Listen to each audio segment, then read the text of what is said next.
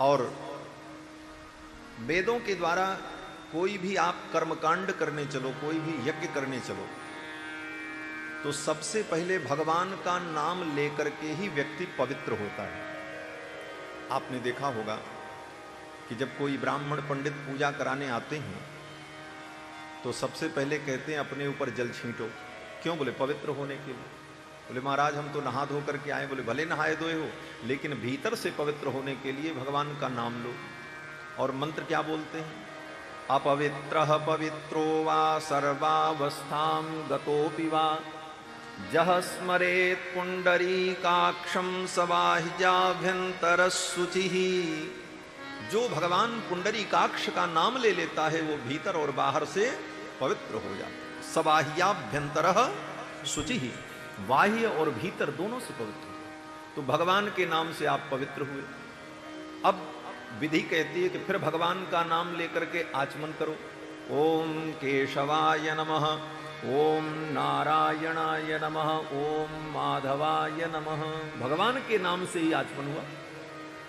अब जिस कर्म को आप करने चलो उस कर्म का जब संकल्प करना होगा तो संकल्प में भी सबसे पहले भगवान का नाम लेना पड़ेगा, नहीं तो वो संकल्प पूरा ही नहीं होगा। किस प्रकार से? बोले ब्राह्मण जब पढ़ेंगे संकल्प तो बोलेंगे विष्णुर्विष्णुर्विष्णु श्रीमद्भगवतो महापुरुषस्य विष्णोराज्ञया प्रवर्तमानस्य अद्य श्री ब्रह्मणो निदुतीय अपरार्धे। संकल्प में सबसे पहले भगवान विष्णु का नाम, नारायण का नाम। और इतना सब करने के बाद जब आपका यज्ञ और कर्म समाप्त हो तो अंत में ब्राह्मण लोग कहते हैं, आचार्य लोग कहते हैं कि तुमने श्रद्धा से और समर्पण से यज्ञ किया, लेकिन हो सकता है कोई कमी रह गई हो। बोले अब वो कमी कैसे पूरी हो? बोले वो अब कमी भगवान के नाम से पूरी हो। तो अंत में क्या कहते हैं? बोले यश स्मृत्या च नामोक्त्या तपो यज्ञ क्रियादिषु न्यूनम संपूर्णताम याति सद्यो वंदे तमच्युतम। जिन अच्युत का नाम स्मरण करने से कर्म की जो न्यूनता है वह भी पूर्णता में परिणत हो जाती है, ऐसे भगवान अच्युत को हम प्रणाम करते हैं। तो यज्ञादि कर्म के अंत में भी भगवान का ही नाम लेकर के उसे पूरा करते हैं। और महाराज वेदों में पुराणों में क्या बोले? भगवान का नाम ही तो है। वेदे रामायणे चैव पुराणे भारते तथा आदि मध्ये तथा चान्ते हरिः सर्वत्र गीयते। समस्त शास्त्रों में भगवान का नाम ही गाया गया है। रामायण में बोले रामचरितमानस में गोस्वामी जी से किसी ने पूछा कि भाई रामायण में आपने क्या लिखा? तो गोस्वामी जी कहते हैं पूरी रामायण में केवल भगवान के नाम की महिमा है। यही रघुपति नाम उदारा, यही रघुपति नाम उदारा, अति पावन पुराण श्रुति सारा, अति पावन पुराण श्रुति सारा, यही रघुपति नाम उदारा, यही रघुपति नाम उदारा। इसमें क्या है? रामायण में क्या है? गोस्वामी जी कहते हैं यही रघुपति नाम उदारा। राम जी का जो नाम है वही है बस। और राम जी के नाम की विशेषता क्या? बोले उदारा। राम जी का नाम बहुत उदार है। राम जी उतने उदार नहीं है जितना राम जी का नाम उदार है। क्यों? बोले राम जी तो किसी पात्र का विचार भी करते हैं कि ये कृपा के लायक है कि नहीं, लेकिन भगवान का नाम ये विचार नहीं करता कि ये कृपा के लायक है कि नहीं। अगर नाम लेते हो तो कृपा होगी। ये नाम की उदारता है। यही रघुपति नाम उदारा, अति पावन पुराण श्रुति सारा। और भागवत में क्या है? बोले श्रीमद् भागवत में भी भगवान के नाम की ही महिमा है। पूरी कथा श्री सूत जी महाराज ने जब शौनकादि मुनियों को सुनाई तो 12वें स्कंद के अंतिम अध्याय में शौनकादि मुनियों ने पूछा कि प्रभु चारों वेदों का सार तो भागवत है, निगम कल्प तरोर गलितम फलम।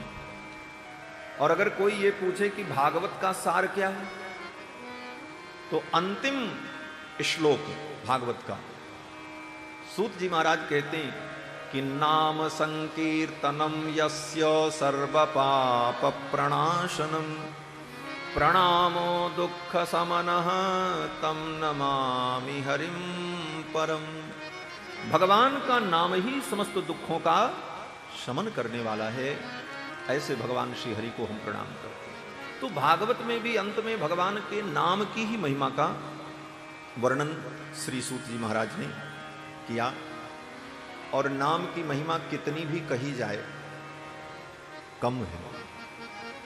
श्री गोस्वामी जी महाराज कहते हैं कि स्वयं भगवान भी अपने नाम की महिमा का वर्णन नहीं कर सकते। कहूँ कहाँ लगी, कहूँ कहाँ लगी नाम बड़ाई, राम न सकई नाम गुण गाई, राम न सकई नाम गुण गाई। कहूँ कहाँ लगी, कहूँ कहाँ लगी नाम बड़ाई, राम न सकई नाम गुण गाई, राम न सकई नाम गुण गाई। स्वयं भगवान श्री राम भी अपने नाम का गुणगान नहीं कर सकते। इतनी महिमा भगवान के नाम की है। और ऐसा सरल साधन, फिर भी हम अगर नाम का आश्रय लेकर आत्म कल्याण न कर सके तो हमसे ज्यादा अभागा कौन होगा। इसलिए कलिकाल में तो भगवान का नाम ही सबसे सरल और सुलभ साधन है। बाकी जितने साधन आप करो सब बड़े कठिन हैं। गोस्वामी तुलसीदास जी कहते हैं कि दम दुर्गम दान दया मख कर्म सुधर्म अधीन सबे धन को। इंद्रियों का दमन कर दो, इंद्रियों को विषयों में जाने से रोक लो, मोक्ष मिल जाएगा, मुक्ति मिल जाएगी। लेकिन कितना कठिन है। दम दुर्गम, इंद्रियों का दमन करना दुर्गम है। एक दिन 15 दिन में एकादशी रखनी पड़ती है तो 4 बार जाकर के रसोई घर देखते हैं क्या खाने को मिले। इंद्रियों पर जब इतना नियंत्रण नहीं है तो इंद्रियों का दमन कहां होगा। दम दुर्गम दान दया मख कर्म, यज्ञ और दान कर्म, इससे भी कल्याण होता है। लेकिन ये भी सब लोग नहीं कर सकते। क्यों? बोले जिसके पास पैसा होगा वही नहीं करेगा। दम दुर्गम दान दया मख कर्म अधीन सबे धन को। तप तीरथ साधन जोग विराग सुहोय नहीं दृढ़ता तन को। तपस्या से कल्याण होगा, लेकिन तपस्या के लिए शरीर की दृढ़ता चाहिए, दुख सहन करने की क्षमता चाहिए।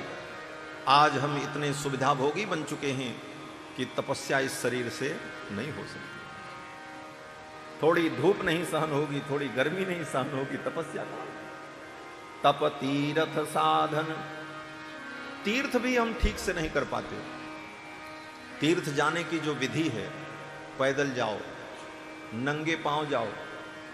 तीर्थ में जाते ही एक रात्रि विश्राम करने के बाद दूसरे दिन मुंडन कराओ, क्षौर कर्म करो। उस तीर्थ के पवित्र स्थानों में स्नान करो और कम से कम 3 दिन तीर्थ में निवास करो। और तीर्थ में असत्य संभाषण, अशुद्ध पदार्थ का सेवन, पाप की वृत्तियों का पूर्णतः त्याग करो, तब तीर्थ का फल प्राप्त होता है। और हम तीर्थ भी जाते हैं तो मौज मस्ती करने चले जाते, तो तीर्थ का फल भी नहीं मिल पाता। तप तीरथ साधन जोग विराग सुहोय नहीं दृढ़ता तन को। कलिकाल कराल में राम कृपाल यह अवलंब बड़ो मन को।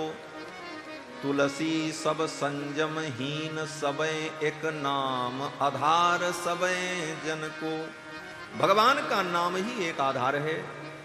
जैसे भी भगवान का नाम लेते रहें, चलते फिरते उठते बैठते, जितना भी भगवान का नाम मुख से निकल जाए वह अपनी पूंजी है।